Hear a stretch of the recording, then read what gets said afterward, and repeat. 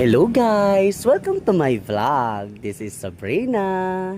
Ayan guys, maglilibot-libot ngayon ang kindinhi, magi-strolling. Diak maaram, kung ngayon akakadto.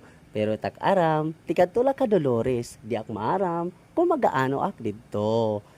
Ayan na nga guys, sa aking pagmumotor, may nakita kong white lady. Ay, hindi pala white lady, tikbalang bakla pala. Ayan nga pala guys, nagpipinakausay-usay at dida. Diyak maaram, so ngay nakit fluctuated. So gahit model hit lang ka extra. Mahusay hiya, pero fluctuated nga yan. So, ayan guys, nakamotor ang ayan guys, yadi nakit by the tulay hit Dolores.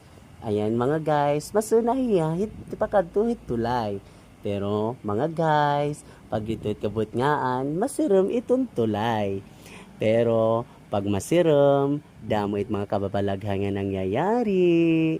Marami dito ang ipinanganak na walang nanay. For sure, maraming mga tiyanak dito. Ayan nga guys, welcome to Dolores. Malapit na nga pala tayo sa Dolores. Di ko alam kung ano pa ang aking gagawin doon. Pero naalala ko nga pala, may kaibigan pala ako dito. Dalawang aba-abang babae, si Kingking at si Vane. So ayan nga pala guys, binisita ko sila sa kanilang bahay. Pero bibisita nga pala ako, pero di ko alam kung nasaan ang kanilang bahay. Linibot ko nga pala ang Dolores, ngunit nawag ako. Nawag ako. So, ayan nga pala guys, malapit na ako sa Dolores.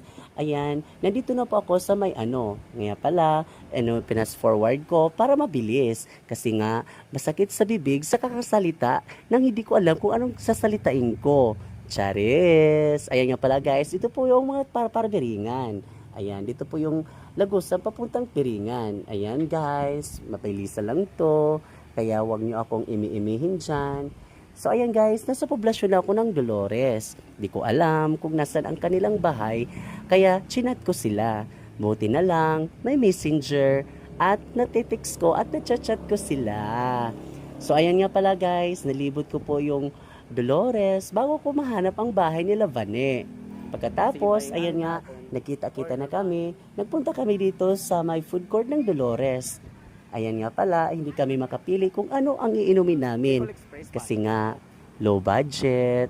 So, ayan guys, naghalo-halo nga pala kami dito. Ayan, bali, 3 order kaming halo-halo. So, tinanong ko nga sila kung halo-halo or avocado shake. So, ayan nga pala, hindi available yung avocado shake. Nagpunta kami sa may halo-halo. Pero, mas masarap yung halo-halo na ayan. Tinanong ko nga yung lalaki na yan kung magkano ang halo-halo niya. Sabi niya, di daw binagbibinta ang kanyang halo-halo. Pero sabi niya, masarap daw ang halo-halo nila.